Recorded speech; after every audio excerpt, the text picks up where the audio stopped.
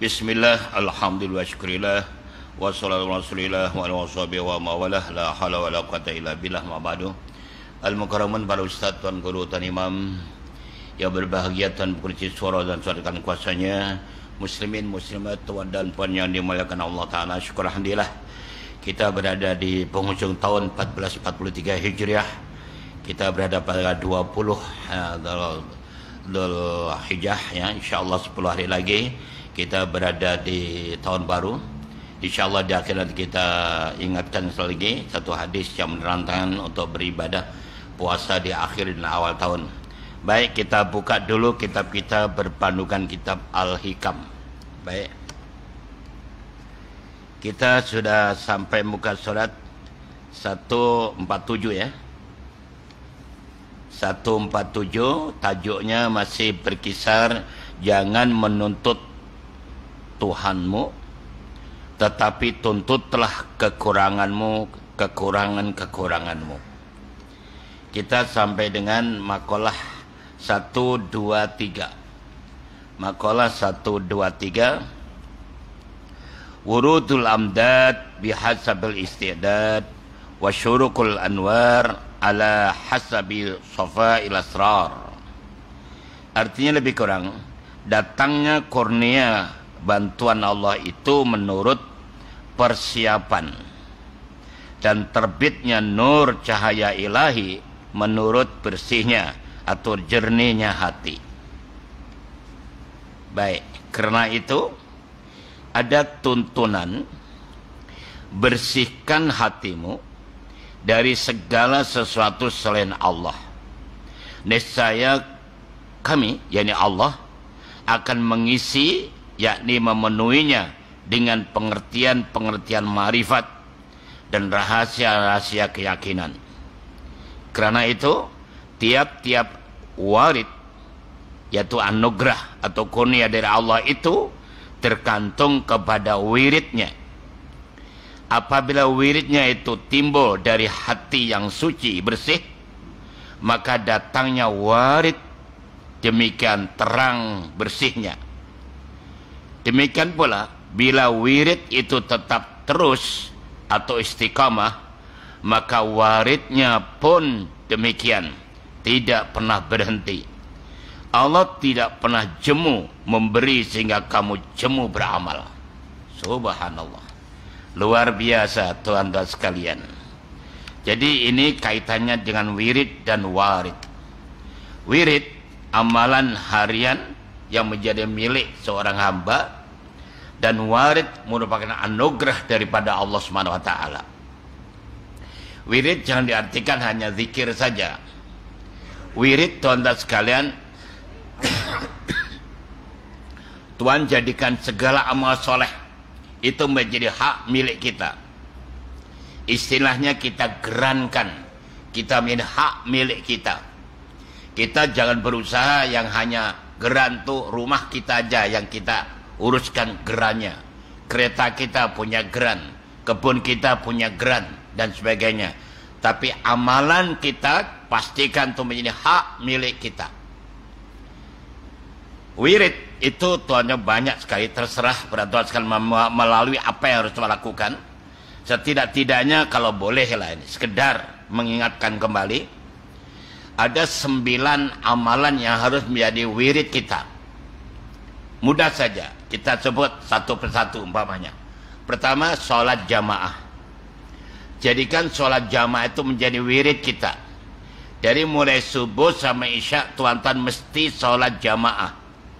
Baik di masjid, di surau, atau mungkin di rumah, atau di pejabat, atau di perjalanan. Yang penting jamaah. Yang kedua, sholat sunnah. Dan sholat sunnah itu pun isinya kalau boleh setiap hari 9. Kalau seminggu sekali ada 10. 9 itu apa? Pertama, sholat sunnah syukrul wudhu. Lepas wudhu saja masih basah baca wajah itu, sholli salatul wudhu, Allahu Akbar. Kedua, sholat sunnah rawatib, qobliyah dan badiyah yang mengiringi sholat wajib. Seluruh sholat wajib ada qobliyahnya. Yang ba'diyah tidak ada 2, batal subuh dan batal asar. Yang ketiga, sholat sunat tahiyatul masjid.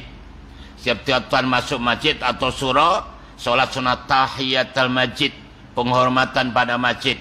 Kalau tak sempat karena sudah qomat umpamanya, sudah ada pengajian begini, atau tuan hari Jumat pengajian sudah dimulai oleh para ustadznya, tuan-tuan tak perlu solat tahiyatul masjid, duduk saja, ganti dengan membaca tasbih 4 kali.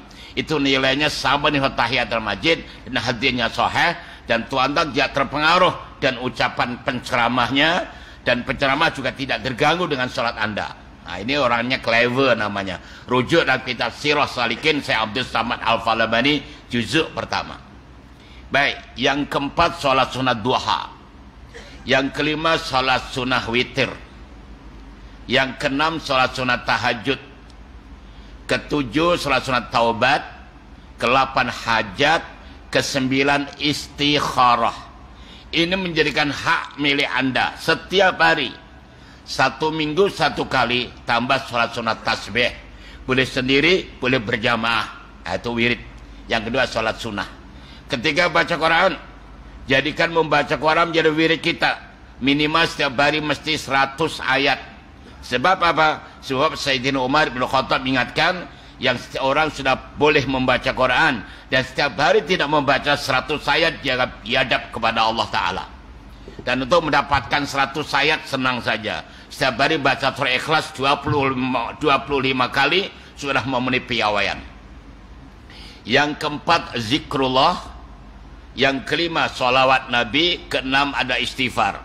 Jadi 4 ini lebih jadikan satu, boleh zikir, sholawat, istighfar.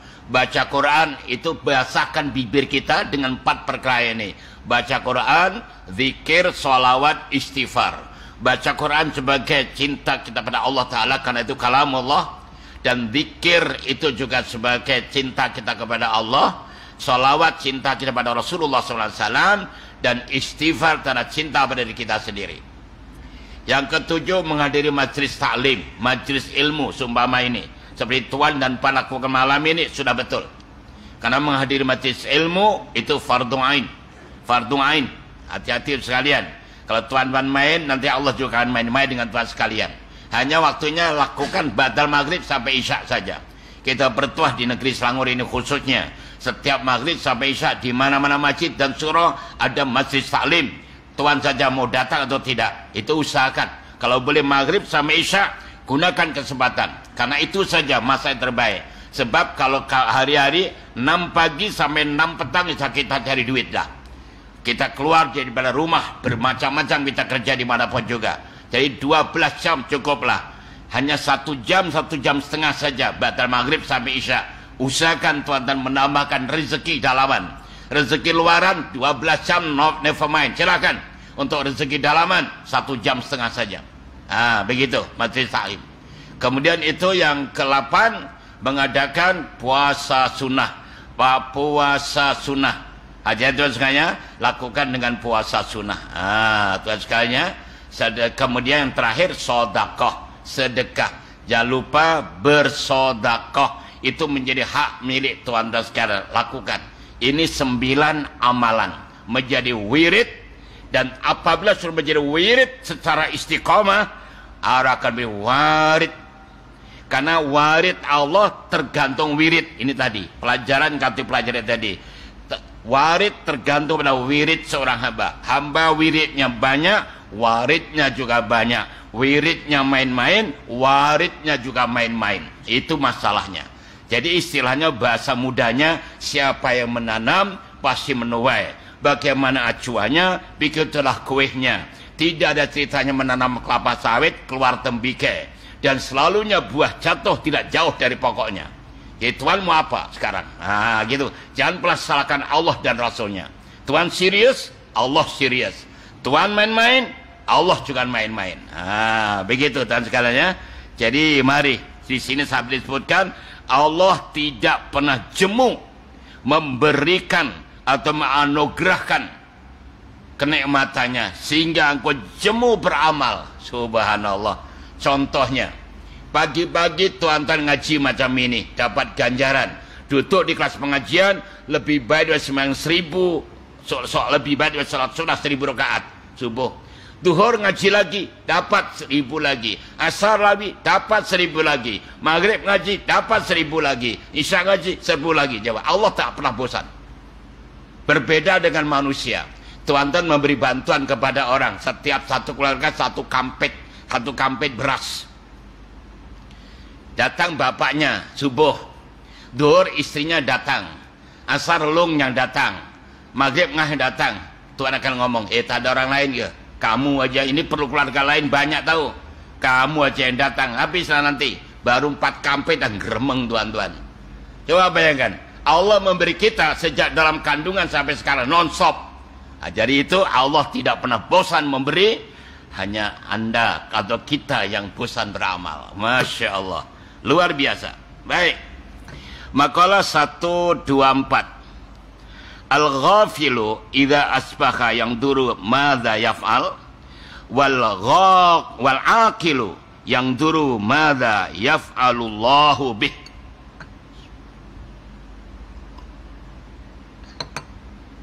Artinya lebih kurang, seorang yang lalai, yang dablek, yang sembrono dalam tauhidnya bahwa segala sesuatu itu berjalan menurut ketentuan takdir Allah.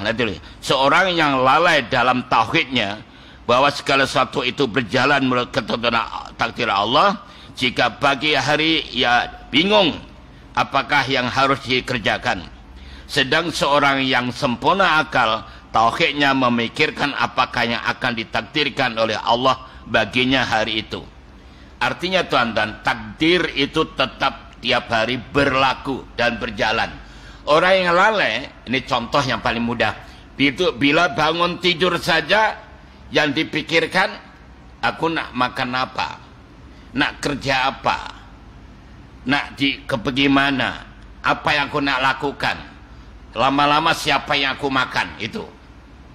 Tapi orang yang berakal, tuan-tuan yang baik, kalau lupa mulai pagi nanti bangun tidur, begitu bangun, jangan lupa doa alhamdulillah ahyana ba'da ma amatana wa ilahi nusyur.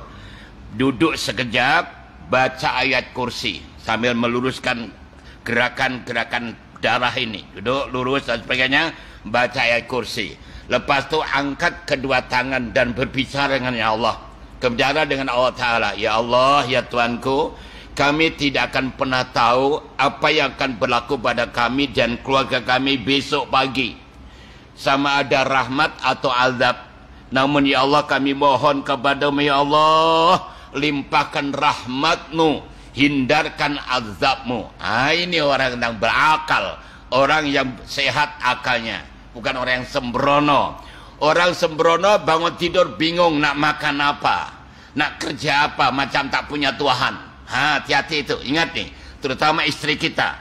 Ingatkan Tuhan sekalian, bangun tidur bicara Allah dulu, sebut nama Allah dulu, dan minta pada Allah Taala. Hidupnya rileks, enjoy dan santai. Kalau nak makan apa, pada dalam peti sejuk banyak makanan, masih nak makan apa, nak masak apa, nak bagaimana. Apalagi kalau bingung, punya hutangnya banyak, nah aku besok bagaimana, kalau tadi bagaimana, asik bagaimana. Itu orang yang leka, orang yang dablek, orang yang sembrono. Orang yang berakal tidak, Allah dulu sebut, ya Allah kami tidak tahu, limpahkan rahmat-Mu, hindarkan azab-Mu. Luar biasa ya. Itu dimulai besok pagi. Kalau tuan-tuan sudah melakukan hari-hari begini, syabas dan tahniah. Kalau belum, berdasarkan ayat ini betulkan. Sikap kita karena lupa maka dibetulkan. Karena dengan pengajian inilah kita menjadi ingat kembali. Dengan pengajian yang belum ada menjadi ada, yang lumba menjadi ingat kembali, yang sudah ada menjadi yakin, yang sudah akan menjadi the way of life. Ini untungnya datang pengajian, tidak akan pernah rugi. Baik. Dan lagi, sekali lagi, ini ingatkan lagi tuan-tuan, karena di akhir tahun, supaya tahun 1444 nanti tuan menjadi istiqamah. Ingat ini sampai hari kiamat kurang 2 hari. Setiap tuan-tuan datang pengajian seperti ini, kita menggembirakan 5 golongan. Ingat ini tuan sekalian, dan kita ada semangat yang luar biasa, ya luar biasa. Ada daya juang yang luar biasa. Karena kita tahu, yang kita lakukan kita tahu. Ada poin Orang kalau bekerja ada poin, rajin. Tuan kenapa rajin? Karena ada gaji. Coba tak ada gaji, tidak akan gerak. Kenapa di sana pergi ke sana kemari? Karena di sana tuh ada ada untung. Di sana kan untung. Berani tuan sekalian. Karena mau mancing, karena di dalam kolam tuh ada pancing. Dan kalau dapat ikan kita seronok. Begitulah. Jadi tuan-tuan sekarang beramal tahu akan dapat, Masya Allah. Pertama, menggembirakan anggota badan kita sendiri. Daripada ujung rambut sampai ujung kaki ini merasa gembira tuan sekalian. Karena ini akan berbicara di kubur nanti. Di alam barzah yang berbicara adalah anggota badan. Mulut kita ini dikunci oleh Allah. Karena terlalu banyak bohong, terlalu banyak tipu, terlalu banyak otak tuan sekalian. Kunci oleh Allah. Mana dasarnya? Rujuk surat Yasin ayat 65. A'udzubillahi minasyaitonir rajim. Al-yawma nakhtimu ala afwahihim wa tukallimuna aydihim wa tashhadu arjuluhum bima kanu yaksibun. Jelas gamblang enceto welo-welo. Pada itu mulut dikunci, tangan yang berbicara, kaki yang menyaksikan terhadap apa saja mereka lakukan. Kedua, mengembirakan kedua orang tua. Kalau mak bapak masih hidup, dari Masjid An-Nur ini langsung ke Lauhil Mahfuz. Setiap kita ada punya akun simpanan di Lauhil Mahfuz yang tuan-tuan tidak pernah menulis, tidak pernah tidak pernah mengisi borang. Semua diisi secara online oleh malaikat. Jadi kalau mak bapak masih hidup, dari surah ini terus ke Lauhil Mahfuz. Tapi kalau mak bapak sudah meninggal dunia, dari surah ini langsung ke kubur mereka. Sekarang mak bapak atau nenek kita gembira dengan mengatakan terima kasih putra putriku, terima kasih cucu cicitku, kau kirim pada mak, kirim pada ayah, kirim pada atuk, pada nenek. Masya Allah, tanpa anda sadari ada siaran langsung. Subhanallah. Ini yang kedua. Yang ketiga, mengembirakan EJK Surah atau EJK Masjid yang menyusun program sehingga Tuhan memberi respon, datang dengan program ini. Ya, kita datang dapat, yang mengadakan juga dapat. Masya Allah. Karena setiap apa yang dilakukan Allah mesti memberi ganjaran. Wa may ya'mal mithqala dzarratin khairan yarah. Itu nasihat atau firman Allah secara absolut yang mesti benar, tidak ada benar kecuali benar. Jadi sedikit amalan mesti akan dibalas oleh Allah. Yang keempat, menggembirakan kepada yang wakaf pada surah ini. Tanahnya, bangunan ini, kipasnya, ekornya, kapetnya, bangunannya, apa tuan sekalian, termasuk beli airnya tuan-tuan, termasuk orang wakaf di dalamnya, dapat poin, dapat ganjaran. Masya Allah. Dan terakhir, yang kelima, menggembirakan para malaikat, ikan-ikan di laut dan semut-semut yang ada di lubangnya itu. Ini hadis sahih tuan-tuan. Tak percaya kafir. Jadi oleh karena itu Masya Allah, bersama kita di jutaan malaikat yang tunduk, yang hanya berdoa, ya Allah maafkannya belajar, maafkannya mengajar, maafkannya mengajar, maafkannya belajar. Masya Allah, luar biasa kan? Oke, jadi sekali lagi kembali pada bab ini, seorang yang leka, yang lupa, yang sembrono, bangun tidur siapa, yang diingat bukan Allah, yang diingat nak kerja apa, nak makan apa, nak buat apa, nak apa, seolah tidak ada Allah. Tapi orang yang akil, orang yang hebat, yang look forward, yang positive thinking, begitu bangun, ya Allah, aku tidak pernah tahu apa yang akan berlaku pada diriku dan keluargaku besok pagi, sama ada rahmat atau azab. Namun ya Allah, izinkan kami mohon ya Allah, limpahkan rahmatmu, hindarkan azabmu. Beres Tuhan. Oke. Memang pertama yang bergerak dalam hati pikiran tiap orang pada pagi hari menurut timbangan tauhid imannya kepada Allah. Maka orang yang lalai terhadap peraturan Allah dan kebijaksanaannya, ia akan bingung mengatur dirinya dan apa yang harus diperbuatnya hari itu. Sebaliknya, yang sehat akalnya, yang look forward, yang positive thinking, yang hebat iman tauhidnya kepada Allah, selalu teringat kepada kekuasaan dan kebijaksanaan Allah Ta'ala, maka ia dengan tenang hati menantikan apa yang akan diberikan Allah kepadanya hari itu. Hebat kan? Apa yang Allah berikan, bukan apa yang kita usahakan, apa yang Allah beri. Luar biasa, alhamdulillah. Baik, Umar bin Abdul Aziz, ini cicit Sayyidina Umar, berkata, kini aku tidak merasa kesenangan kecuali dalam ketentuan takdir Allah SWT. Nah, jadi Sayyidina Umar bin Abdul Aziz ini setiap harinya menjadi rileks karena dia tahu segala sesuatu ditentukan oleh Allah SWT.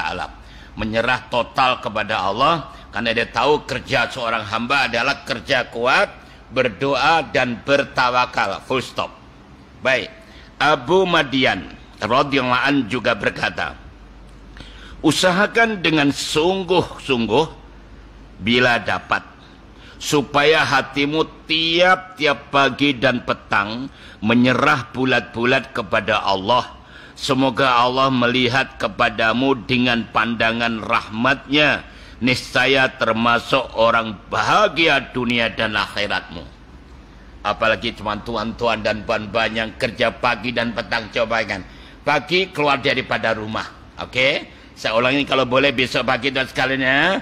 Begitu buka kereta kita dengan input kontrol titit, oke?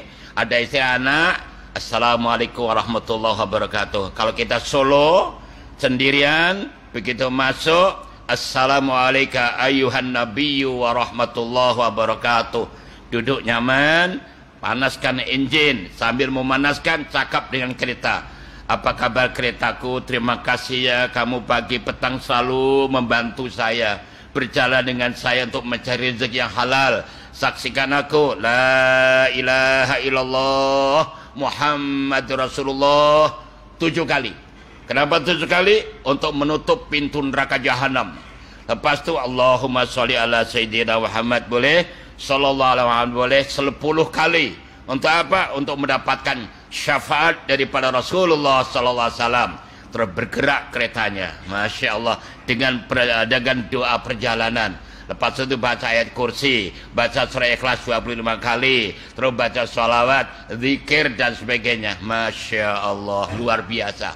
Ini luar biasa tuan sekalian. Selalu ingat kepada Allah. Nanti balik juga begitu, turun daripada pejabat, nak balik juga amalkan begitu, pagi dan petang. Selalu berkomunikasi dengan Allah Ta'ala. Secara zahir orang melihat kita naik kereta yang mewah, tapi secara vertikal kita berkomunikasi dengan Allah SWT. Masya Allah. Balik macam tuan dan bos duduk di belakang, dia drive gitu, tengok kita mewah, tapi ternyata hatinya Allah. Hari ini apa? Oh, ini hari Rabu. Astagfirullahaladzim, astagfirullahaladzim. Besok kami, subhanallah wa bihamdi. Masya Allah, semua ingat. Oke, ini namanya pagi dan petang ingat kepada Allah SWT. Itu namanya, menurut Abu Madian, kita telah mendapat bahagia dunia dan akhirat. Siapa yang melihat kepada Allah, tidak terlihat dirinya sendiri. Dan siapa yang melihat pada dirinya, tidak akan terlihat kepada Allah Ta'ala. Siapa yang mendabik dada, nggak lihat Allah. Yang ada pada dirinya, sombong, bongkak, merasa paling super, paling baik, paling benar dan sebagainya. Tapi siapa yang melihat Allah, dia tidak melihat dirinya. Dirinya rendah, kerdil, tak punya buat apa-apa. Jangankan berjalan, nak bercakap pun tak mampu tanpa izin Allah SWT. Baik. Karena itu, jika engkau menghadapi sesuatu hal atau satu masalah, perhatikan hatimu. Kemana condongnya? Jika langsung kepada kekuatanmu, maka terputus daripada Allah. Dan jika langsung kepada kekuasaan Allah, berarti engkaulah yang telah sampai kepada Allah. Sedang alam ini semuanya dalam genggaman Allah. Dan tiap pagi harus berdoa yang demikian. Doa ini bawah ini. Jadi, sekali lagi teman sekalian, kalau nak apa-apa masalah, ini saya boleh mampu, jangan. Bismillahirrahmanirrahim, atas izin Allah, sebut Allah dulu, maka kita sebagai orang yang hebat. Tapi kalau membanggakan kemampuan dirinya sendiri, itu tidak ubahnya macam Firaun, macam Qarun, macam Haman, macam Balaam. Cukup 4 orang ini aja. Contoh orang yang pecundang. Firaun, orang menyalahgunakan kuasa. Qarun menyalahgunakan harta benda. Haman menyalahgunakan kepintarannya. Dan Balaam menyalahgunakan agamanya. Banyak orang menyalahgunakan agama, itu Balaam, ya. Yang menyalahgunakan kuasa, anak turun Firaun, ada darah Firaun sekalian. Hati-hati. Baik. Kalau boleh ini pagi ini doanya ikut. Kalau tuan-tuan boleh photostat, boleh diviralkan, boleh teman-teman, boleh itu. Ini doanya salah satu. Kalau pagi-pagi. Bismillahirrahmanirrahim. Allahumma inni asbahtu la amliku nafsi dharra wa la naf'a wa la mauta wa la hayata wa la nusyura wa la tati'u an akhudha illa ma a'taitani wa la adqi illa ma waqaitani. Allahumma waffiqni lima nuhibbuhu wa nardahu minal qawl wal amal fi ta'atika innaka dzul fadlil azim. Yang artinya lebih kurang, ya Allah ya Tuhanku, kini aku berada di waktu pagi, tiada menguasai diriku untuk kebaikan atau menolak bahaya, atau mati atau hidup atau bangkit sesudah mati, dan aku tidak dapat mengambil kecuali yang Engkau beri, dan aku tidak dapat menghindari sesuatu kecuali yang Kau hindarkan. Ya Allah ya Tuhanku, pimpinlah aku kepada jalan yang Engkau ridhoi, yang Kau restui, baik dalam perkataan atau amal perbuatan. Di dalam taat kepadamu, sungguh Engkau yang besar kurnianya. Ini salah satu doa kalau dia pagi. Baik, dan sekalian ya, subhanallah. Kita teruskan. Dan Abul Hasan As-Sazali juga mengajarkan doa menurut versi Abu Hasan As-Sazali. Abu Hasan As-Sazali itu guru daripada gurunya daripada Ibnu Abbas Al-Marsi. Ibnu Abbas Al-Marsi gurunya daripada Ibnu Athaillah. Ibnu Athaillah pengarang kitab ini. Itu sekalinya. Kalau tuan pergi ke Alexandria, kubur Abu Hasan Az-Sazali berdepan dengan Ibnu Abbas Al-Marsi, depan kanan kiri begitu. Dan sekalian, kalau Ibnu Athaillah ada di Mesir, di Qahirah. Alhamdulillah kita datang ke sana, itu ulama-ulama besar yang luar biasa. Baik, doanya apa? Allahumma innal amra indak wa wa mahbubun anni. A'lamu amran akhtarahu nafsi fakun antal mukhtar li wahmilni fi ajmal umur indak wa ahmadiha afiyatan fid din wad dunya wal akhirah innaka ala kulli syai'in qadir.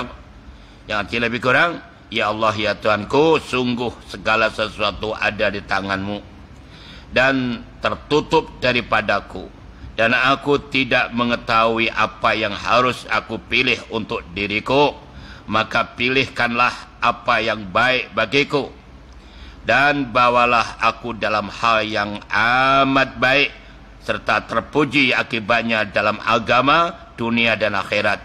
Sungguh Engkau atas segala sesuatu maha berkuasa.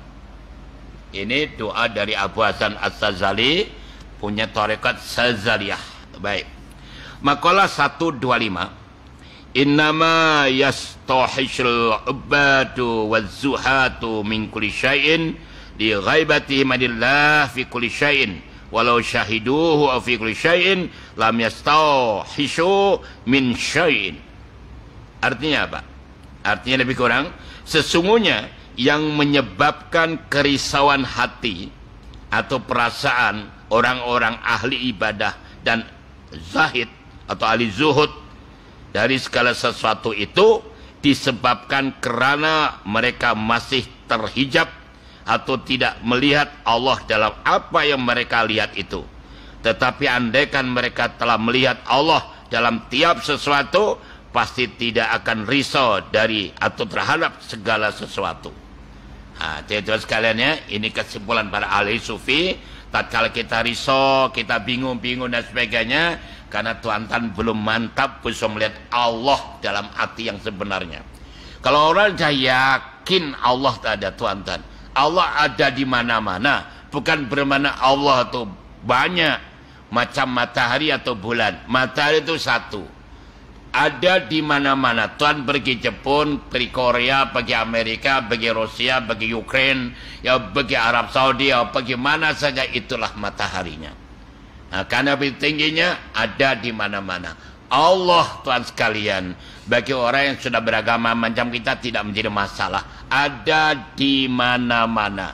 Bahkan bagi orang yang betul-betul mutlak yakinnya kepada Allah, keimanan secara mutlak kepada Allah Ta'ala, Allah sendiri yang berfirman, ini hadis qudsi, aku sanggup menjadi matanya, aku sanggup menjadi telinganya, aku sanggup menjadi mulutnya, aku sanggup menjadi tangan dan kakinya. Masya Allah, begitu dekatnya Allah dengan hambanya. Syaratnya dekatkan kepada Allah. Menurut Al-Ustad Ibnu Al-Ustad dalam kitab Shaikhul Ibad, Ibnu Hajar Al-Asqalani di sana disebutkan mengambil hadis sahih Rasulullah SAW bersabda, Allah suka kepada hambanya 3 perkara. Ayo, jadikan itu Anda menjadi milik kita. 3 saja, nggak usah banyak. Allah suka kepada hambanya 3 perkara. Pertama, Allah suka kepada hambanya badul istita'ah. Badul istita'ah itu total, ketaatan secara total, tidak berbelah bagi. Iyyaka na'budu wa iyyaka nasta'in. Dan itu dibuktikan, bukan hanya diomongkan. Hanya kepada kami mengabdi ya Allah, dan hanya kepada kami minta pertolongan. Itu Tuhan sekalian ya. Jadi Allah suka kepada hambanya yang ibadah secara total kepada Allah. Kedua, Allah suka pada hambanya yang as-sabru indal faqah, yang sabar ketika mendapat musibah. Setiap saat Allah memberi musibah kepada siapapun dan kapanpun, termasuk tuan-tuan, puan-puan yang ngomong ini, pasti akan diuji. Atau musibah atau ujian, pasti akan diberi ujian. Dan kalau sabar, Allah suka. Ujian terbagi menjadi 2, ada ujian baik, ada ujian tidak baik. Ujian baik contohnya kekayaan, kepintaran, kesehatan, popularity, glamour, ini ujian baik. Ujian tidak baik, ya sakit, melarat, miskin, terhina, terfitnah. Di antara 2 ujian, baik atau tidak baik, ada 2 kemungkinan. Ujian yang baik bisa membawa orang dekat kepada Allah, atau juga bawa jauh daripada Allah. Tidak sedikit orang sudah popular, glamour, kondang kaloko, kajuluk, kajolondoro, very popular, tapi semakin biadab kepada Allah Ta'ala, semakin berani mencabar Allah Ta'ala. Ini ujian baik, tapi menjatuhkan dirinya sendiri. Tapi juga tidak sedikit diuji baik, tapi Masya Allah jadi dermawan, jadi orang yang di mana-mana masjid ada nama dia, ada surah ada nama dia. Masya Allah, menghajikan saudara-saudaranya, imam-imam di kampung dan sebagainya, karena merasa diberi kekayaan lebih oleh Allah SWT. Masya Allah, luar biasa. Jangan kalahkan Bill Gates, tuan-tuan. Bill Gates sudah bosan jadi orang kaya sekarang ini, sudah baik bosan jadi orang kaya. Oke, baik dan sekalian, begitu juga ujiannya tidak baik, kemiskinan, fitnah dan sebagainya, bisa semakin dekat kepada Allah. Setelah diuji bertubi-tubi, tiap malam nangis kepada Allah, curhat kepada Allah, angkat 2 tangannya. Maka dengan ujian tidak baik, dengan ujian yang menghinakan dirinya, justru dekat pada Allah.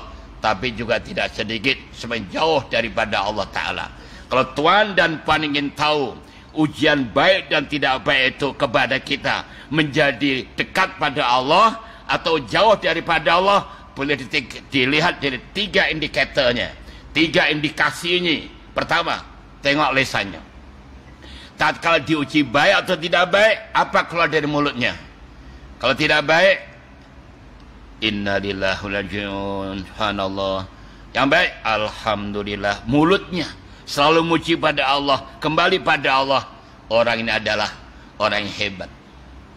Kedua, tengok anggota badannya. Setelah diuji baik atau tidak baik, kemana anggota badan ini? Sering pergi masjid, pergi surau, pergi haji, pergi umrah, pergi amal-amal soleh. Orang itu namanya syukur.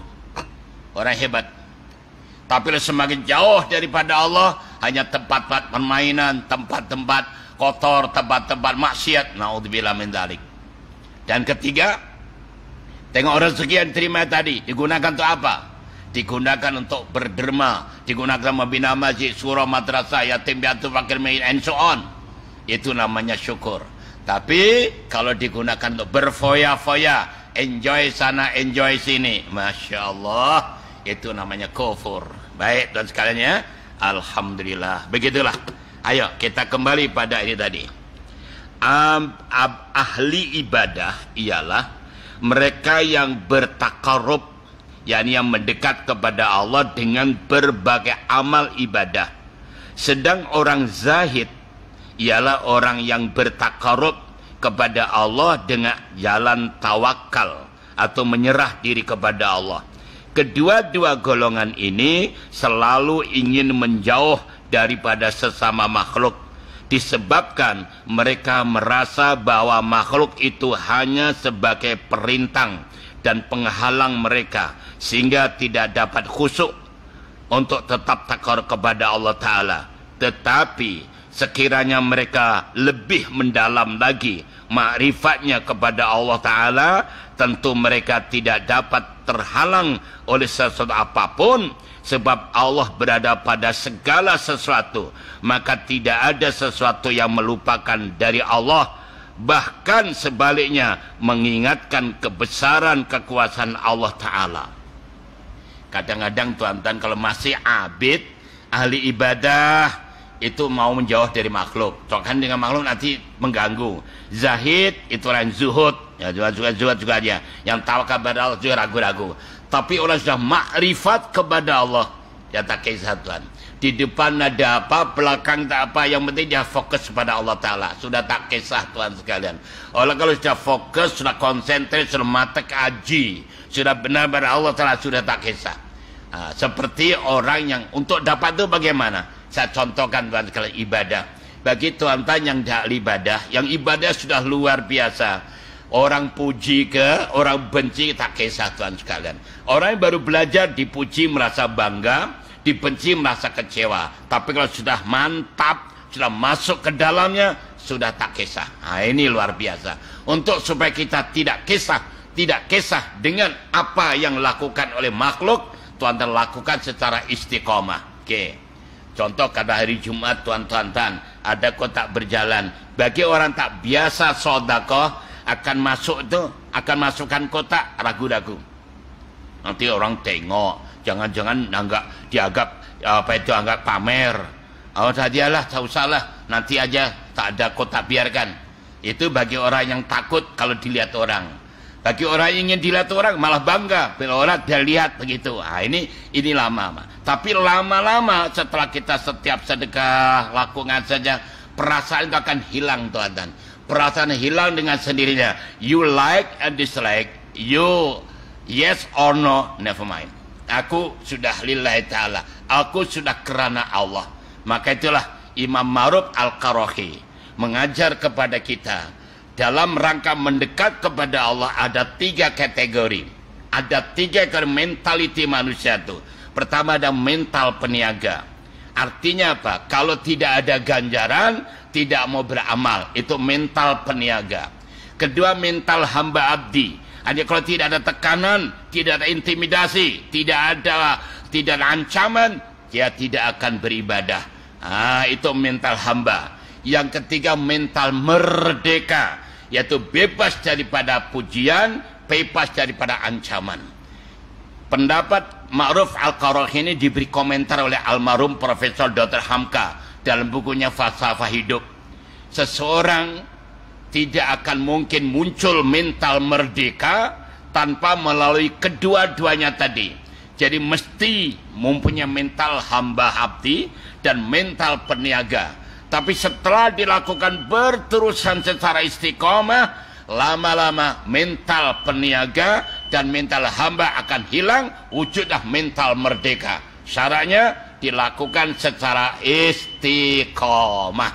Oke tuan, ada waktu isya, kita hormati. Silakan.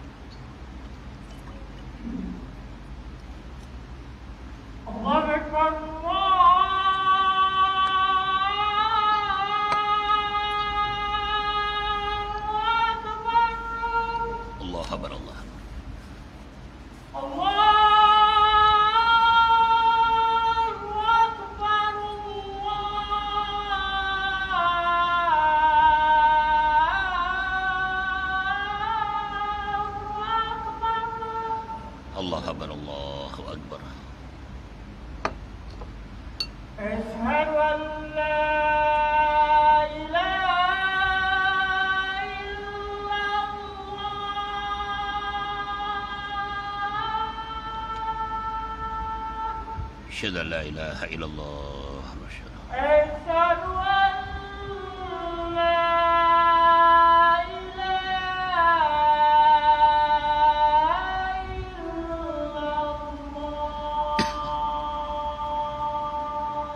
إلا الله أشهد أن لا إله إلا الله أشهد أن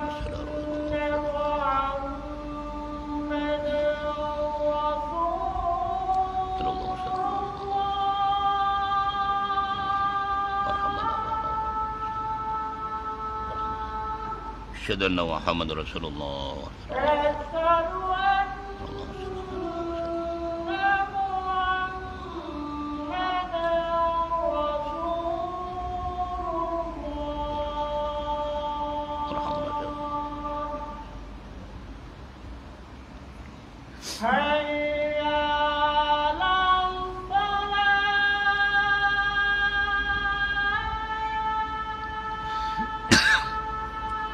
لا حول ولا قوة إلا بالله.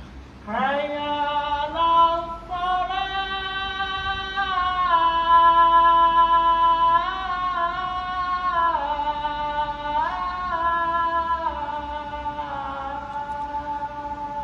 لا حول ولا قوة إلا بالله العظيم. حي على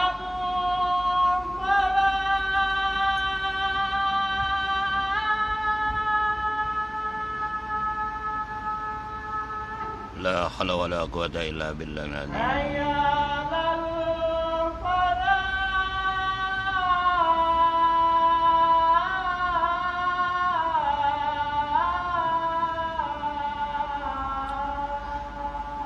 لا حول ولا قوة إلا بالله العظيم. الله أكبر.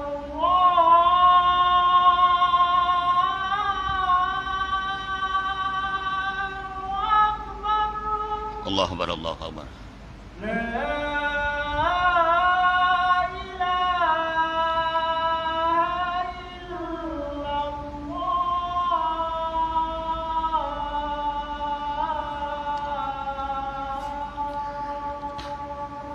لا إله إلا محمد رسول الله. اللهم صل على محمد. اللهم عليه القدام والصلاة القائمة آتي سيدنا محمد والشرف والدرجة وأباس ما قال innaka la tukhlul mi'ad ya rahman. Alhamdulillahirabbil alamin. Terima kasih tuan-tuan sekalian telah menghormati waktu Isya, dan kita teruskan lagi, kita berhenti istiqomah tuan ya. Jadi kalau tuan-tuan supaya kita punya satu sikap ya, punya jatuh diri ya, tak kisah dengan apa kata orang, dipuji kan dibenci, jadikan amalan kita menjadi istiqomah. Kalau kita menjadi istiqomah, insya Allah Tuhan akan punya mental yang baja, mental merdeka. Tapi untuk menjadi istiqomah ini, kata Imam Al-Ghazali, ada 4 proses yang harus dilakukan. Ya, pertama, tuan-tuan mesti paksa, memaksa diri. Setelah paksa akan timbul biasa. Lepas biasa akan menjadi personalitinya. atau kepribadiannya atau syakhsianya, baru menjadi istiqamah. Jadi maknanya tidak mungkin jadi istiqamah tanpa menjadi kepribadian atau syakhsiahnya, dan tidak akan menjadi kepribadian tanpa adanya kebiasaan, dan tidak akan biasa tanpa paksa. Alhamdulillah. Macam contoh yang paling senangnya macam Tuhan sekarang ini. Aku maghrib mesti datang ke pengajian, titik. Semua program tak ada itinerary yang lain, maghrib sampai isya aku mesti ada di surau atau masjid, titik. Kita paksa. Lama-lama Tuhan akan menjadi biasa. Menjadi biasa. Masya Allah, menjadi kebiasaannya. Seronok rasanya. Dan menjadi kebiasaan akan menjadi personality, menjadi kepribadian. Kalau toh tidak dari kampung, di mana tempat maghrib sama isya, dia akan datang ke pengajian. Karena menjadi kepribadiannya. Dia tidak merasa sok, tidak merasa seronok kalau tidak datang ke masjid atau surau atau pengajian. Dan akhirnya menjadi istiqamah, menjadi the way of life. Ciri-ciri orang istiqamah, tuan-tuan, tatkala tidak melakukan, dia merasa kehilangan, ada something wrong, ada sesuatu tidak kena, bingung, kalang kabut, ada apa ini? Itu ciri orang istiqamah. Macam Tuhan biasa ngaji, tidak ngaji, macam bingung Tuhan, ada sesuatu tidak kena. Itu baru istiqamah. Kalau itu ada perasaan dari Tuhan dan sekalian, baru Allah akan memberi 7 keistimewaan. Oh, luar biasa. Rujuk surah Fussilat ayat 30 hingga 32. A'udzubillahi minasyaitonir rajim. Illadzina qala rabbunallah summa istaqamu tatanazzalu malaikah alla takhafu wa la tahzanu absolut janal kuntum do'adun nahnu awliyal hayatid dunya wa fil akhirah wa lakum fiha ma tashtahi anfusukum wa lakum fiha ma tad'un nuzulan min ghafurir rahim. Masyaallah, anugerah langsung dari Allah Tuhan sekalian. Orang istiqamah pertama, Allah turunkan malaikat. Kedua, Allah takhafu, tidak punya rasa takut. Takut hanya kepada Allah SWT. Bukan takut pada bos, takut kehilangan pangkat, kehilangan duit. No, tak ada. Takutnya pada Allah. Wala tahzanu, tidak ada rasa tension, cipek, ampek, gablek, budek, picek, tak ada. Hidupnya relax, enjoy dan santai. Kemudian yang keempat, wa abisyul bil jannati kuntum tu'adun, dijanjikan surga. Masya Allah. Yang kelima, kami para malaikat menjadi gerento, menjadi penanggung jawab dunia dan akhirat. Yang keenam, apa yang diinginkan menjadi kenyataan. Dan yang ketujuh, apa yang diminta dikabulkan. Ini suatu ketika kita terangkan. Oh, luar biasa. Ini Allah, tuan-tuan. Nuzulan min ghafurir rahim. Oleh itu, jadi hamba yang istiqamah. Oke, tuan, mengakhiri daripada pengajian ini, kita teruskan tinggal sekali lagi ini. Makalah 126, saya terus baca aja terjemahannya biar cepat. Artinya lebih kurang, Allah menyuruh kau semasa hidup di dunia ini memperhatikan alam buatan Allah, dan kelak di akhirat Allah akan memperlihatkan kepadamu kesempurnaannya. Sebagaimana firman Allah, a'udzubillahi minasyaitonir rajim, qul induru madza fis samawat. Katakanlah ya Muhammad, perhatikanlah apa yang ada di langit itu. Firman yang lain, wujuhi yaumadzin nadhirah ila rabbiha nadhirah. Artinya lebih kurang, beberapa wajah pada hari kiamat nanti berseri-seri, bercahaya, karena ia dapat melihat kepada Tuhannya. Jadi Allah perintah melihat apa yang di langit, bukan melihat bukan lihat langit, bukan apa yang ada di langit. Masya Allah, luar biasa Tuhan sekalian.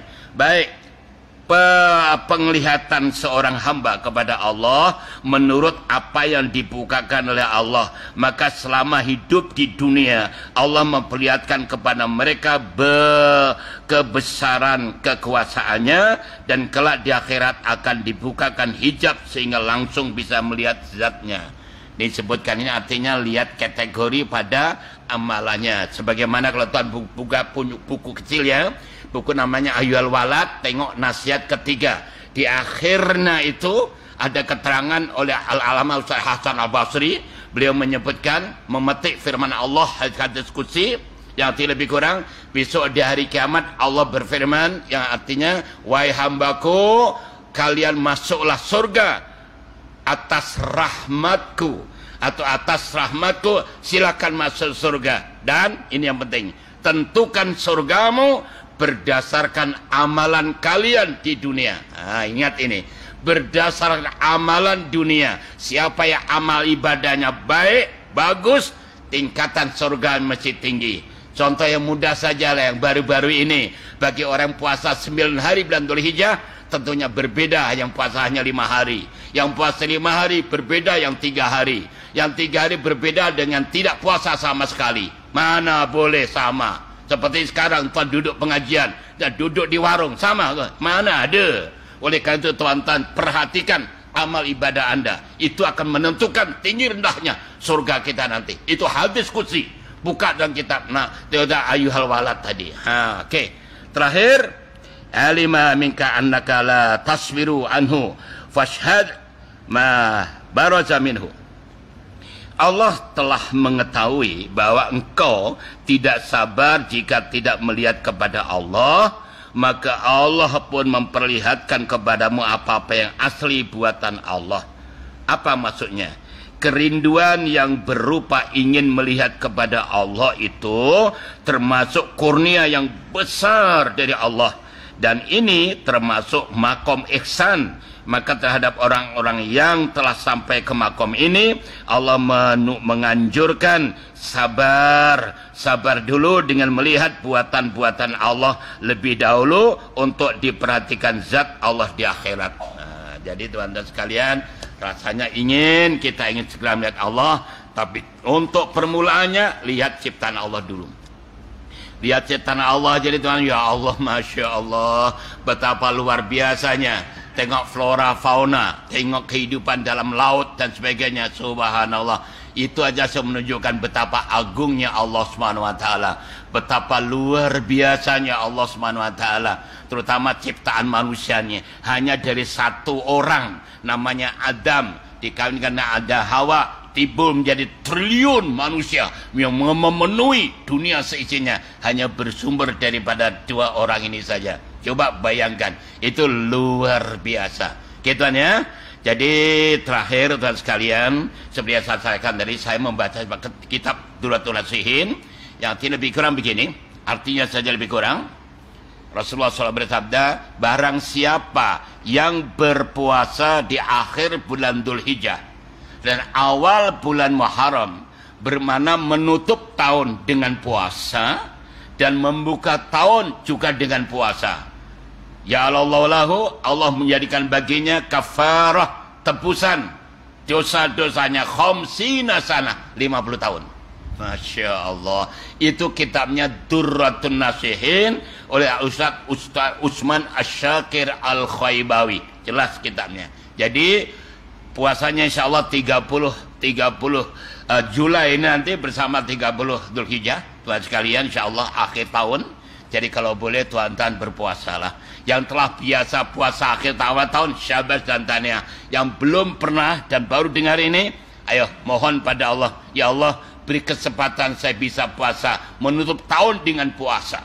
Kalau kita tutup tahun dengan puasa, confirm kita menutup dengan husnul khotimah. Karena puasa itu adalah ibadah rahasia yang hanya Allah yang tahu. Sebagaimana firman-Nya, ini hadis qudsi, seluruh amal ajam kembali kepada ila saum, kecuali puasa. Finally, puasa itu milikku. Wa ana ajzibih, aku sendiri yang membalasnya. Karena istri puasa, suami belum tentu tahu. Suami puasa, istri pun tidak tahu, apalagi orang lain. Masya Allah.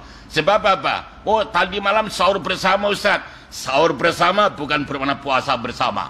Apakah suaminya degil katakan itu. Jam 9 pagi masih tidur, istrinya ngomong, bang nanti jam 9 saya keluar nak belanja ke pasar sana. Oke, begitu keluar saja, tengok jauh, tengok peti sejuk. Wah, ada satu botol seger tuan sekalian. Jam 10 pagi minum, oh habis 2 botol. Diisi kembali. Istrinya balik, takut suaminya tidak puasa, dibuka peti sejuk. Alhamdulillah masih utuh, masih penuh, padahal 2 botol dah masuk perut suaminya. Hati-hati tuan-tuan, jangan main-main. Dah masuk tandas, konon nak buang air, malah makan kari pap, banyak itu dari kalian. Apalagi wanita, tak tahu atau terperangkap, kenapa tak puasa? Aku cuti, beres. Takkan tengok cuti atau betul?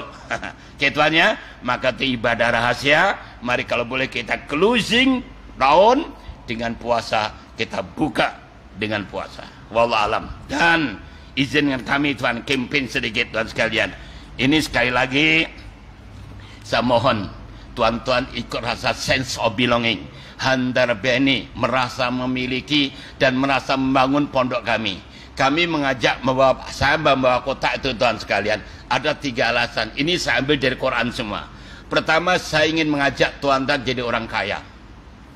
Ini yang berbicara Allah, bukan saya. Yang janji Allah. Tuhan beri 1 ringgit, Allah balas 10 kali ganda. Itu rujuknya surah Al-An'am 160. Baik. Kemudian Tuhan beri 1 ringgit dibalas 700 kali ganda. Rujuknya Al-Baqarah 261. Kalau kita kalkulit 1 ringgit kita dermakan, darab 10, darab 700, 7.000 online tuan-tuan. Seringgit kalau di kampung saya di Mero tuan-tuan, itu tempe sekarang seringgit 20 sen tuan-tuan. Jadi tempe aja, tapi masukkan kotak 7.000, takkan tak mau. Kaya tuan-tuan, itu online untuk Anda. Ini dasar pertama. Dasar kedua, supaya bapak-bapak ibu tidak menangis dalam kubur nanti. Nanti orang kubur itu nangis. Nangisnya apa? Rujuk surat Al-Munafikun ayat 10.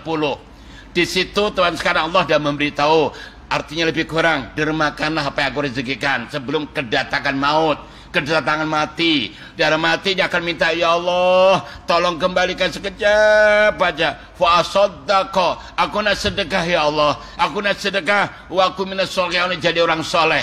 Kenapa sedekah di-highlightkan Allah? Sebab tuan-tuan, ada satu perbincangan wali-wali Allah. Kalau kita sholat, kata Allah, itu untuk kamu. Kamu sholat untuk kamu. Kamu puasa untuk kamu. Kamu haji untuk kamu. Tapi kalau engkau sedekah, godhaifak, untuk umatku, kamu bisa menggembirakan kepada mereka. Wah, luar biasa kan. Oleh karena itu sekalian, ini dalil kedua. Dalil ketiga, rujuk dan surah At-Tolak ayat 7. Kalau tuan-tuan mempunyai masalah sedang diuji Allah, sedekahlah. Dengan sedekah itu akan menyelesaikan masalah. Buka surat At-Tolak ayat 7. Jadi berdasarkan 3 ini Quran. Kalau hadis Rasulullah, yang Tuhan sedekah akan berbicara dengan 6 ucapan. Saya ambil 3 saja. Pertama, apa ucapan duit yang Tuhan sedekahkan tadi? Tuhan, saya dulu hanya sedikit, tapi Tuhan sedekahkan, Tuhan memperbanyak, meningkatkan saya. Coba, asalnya seringgit jadi 7.000. Wah, biar kan sama kan? Yang kedua, dulu Tuhan, dan saya bukan milik Tuhan tuh. Saya bukan milik Tuhan. Dalam kocek tadi mungkin keluar akan menjadi kedai, milik kedai, atau milik stesen minyak, atau sebagainya. Tapi lah sedekahkan, saya mulai disedekahkan milik Anda selama-lamanya. Dan ketiga, Tuhan, saya dulu Tuhan jaga. Tuhan sampai beli peti besi untuk menjaga saya. Tapi bila Tuhan dermakan, saya yang menjaga Tuhan. Jadi tolong Tuhan ya, ikut membantu kami. Sempulan sekali aja, nggak usah banyak-banyak, sedikit tapi yang ikhlas. Ayo, jangan tengok kota itu, tengok aja dong. Tengok aja, jangan diisi, bukan ditengok. Oh, dan akhirnya ini jadinya. Ini tuan-tuan, ini simbol Madinah. Saya ambil ini terus terang, pondok kami ini saya ambil Madinah karena saya punya pemikiran bergeraknya ilmu Islam pertama kali melalui Madinah. Maka saya ambil simbol kubah Madinah, saya pasang di pondok. Ini pasal pertama. Ini sudah milik Anda. Tapi yang derma lah, yang derma jangan harap sampai kiamat tidak akan dapat tuh. Yang kedua, di pasal kedua. Ini kubah ini saya milikkan, milik Wali Songo. Style Wali Songo. Wali 9 kalau bikin kubah masjid tingkat ini 3 1 2 3. Ini simbolik daripada iman, Islam, ihsan. Iman, Islam, ihsan. 3 sumber. Ini Wali 9. Ada di pondok Anda. Coba sebesar ini. Takkan tuan-tuan kalau seringgit 1 bulan, setahun hanya 10 ringgit. Karena 2 bulan tak bayar. 10 ringgit aja, kenapa susah? Oke, sekarang kalau nggak bawa duit tak apa, dah lupa. Tapi bulan depan triple ya Pak ya. Loh, kok senyumnya mencurigakan? Itu Anda ini, bukan untuk saya tuan-tuan. Untuk Anda, harapan saya derma dan roh mati, nanti kubur masuk itu. Oke, itu aja, terima kasih. Mari, rasanya begini tuan-tuan. Terima kasih ya Allah, saya bisa membantu pondok Ustadz Wahidin di Indonesia sana. Ini juga pondok saya. Ada rasa sense of belonging, tuan tidak akan merasa berat. Bismillah untuk ibu, bapak, inklusif ibu bapak mertua, atuk dan nenek. Boleh Pak ya? Itu aja, terima kasih. Selamat menyambut tahun baru Hijriah. Selamat berpuasa dan selamat beribadah. Semoga Tuhan menjanjikan yang terbaik supaya kita lebih dekat lagi pada Allah SWT. Yuk kita berdoa. Semoga diri kita, keluarga kita, masyarakat, bangsa, negara kita aman, tentram, sejahtera, baradatun, thayyibatun, warabun, wafur.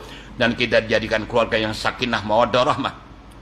Bismillahirrahmanirrahim. Rabbana zidna ilman nafi'a wa amalan shalihan maqbula wa rizqan halalan tuti'na Allah madkhilna mudkhala sidqin wa akhrijna mukhraja sidqin wa ja'alna sultanan nasira bi rahmatir rabbil alamin. Ya Allah ya Tuhan kami, walaupun kami bergeliman dengan dosa dan salah, kami tetap tamak rahmat-Mu ya Allah. Oleh itu ya Allah, seadanya pandangan kami, pendengaran kami, fikiran kami, ucapan kami, tingkah laku kami, hati dan jiwa kami, bahkan akidah kami terkeluar dari ajaran-Mu ya Allah. Baik itu kami sengaja maupun kami tidak sengaja, kami sedari atau kami tidak sedari, kami hanya mampu menampun dan maaf kepada ya Allah. Oleh ya Allah, ampunlah dosa-dosa kami, dosa-dosa kedua orang tua kami, dosa-dosa keluarga kami, dosa-dosa muslimat seantero dunia, baik masih hidup atau tahmal dunia. Dan ya Allah, kekalkan lisan kami baik hidup dan menjelang mati kami nanti untuk selalu menyebut kalimat thayyibah la ilaha illallah Muhammad Rasulullah SAW. Rabbana taqabbal minna innaka antas samiul alim wa tub alaina innaka at-tawwabur rahim. Fi wahdi rabbika rabbil izzati amma yasifun. Wassalamu alhamdulillahi alamin. Taqabbalallahu minkum. Assalamualaikum warahmatullahi wabarakatuh.